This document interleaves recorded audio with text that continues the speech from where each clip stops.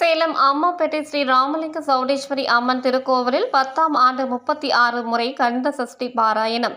இதனை முன்னிட்டு மூலவர் ஸ்ரீ ராமலிங்கேஸ்வர சுவாமிக்கு புது பட்டாடையுடன் மலர் மாலைகள் அணிவித்து சிறப்பு அலங்காரத்தில் காட்சியளிக்க ஸ்ரீ ராமலிங்க சௌடேஸ்வரி அம்மனுக்கும் முகத்திற்கு விசேஷ அலங்காரம் செய்து பலவித நகை ஆபரணங்கள் சூட்டி சிறப்பு அலங்காரத்தில் அருள் பாலிக்க தனி சன்னதி கொண்டு அருளும் ஸ்ரீ வள்ளி தெய்வானை சமேத ஸ்ரீ சுப்பிரமணிய சுவாமிக்கு புது பட்டாடையுடன் கற்கள் பதித்த நகை ஆபரணங்கள் சூட்டி சிறப்பு அலங்காரத்தில் காட்சியளிக்க உற்சவருக்கும் சிறப்பு அலங்காரம் செய்திருந்தனர். ஸ்ரீ ராமலிங்கேஸ்வரருக்கும் சௌடேஸ்வரி அம்மனுக்கும் தீபாராதனை காண்பிக்கப்பட்டவுடன் ஆலய வளாகத்தில் உற்சவர் முருகப்பெருமானுக்கு கற்கள் பதித்த நகை ஆபரணங்களுடன் புது பட்டாடை உடுத்தி பிரம்மாண்ட மலர் மாலைகளுடன் சிறப்பு அலங்காரத்தில் பக்தர்களுக்கு காட்சியளிக்க ஏராளமான பக்தர்கள் கந்த சஷ்டி பாராயணம் செய்தனர்.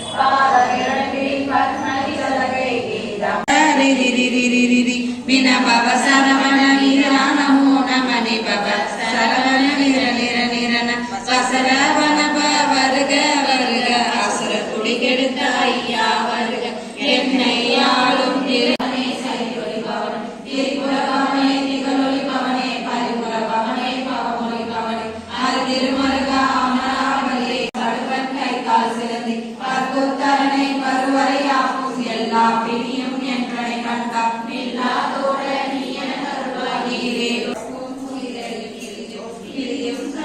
நிறைவாக தீபாராதனை காட்டப்பட்டது.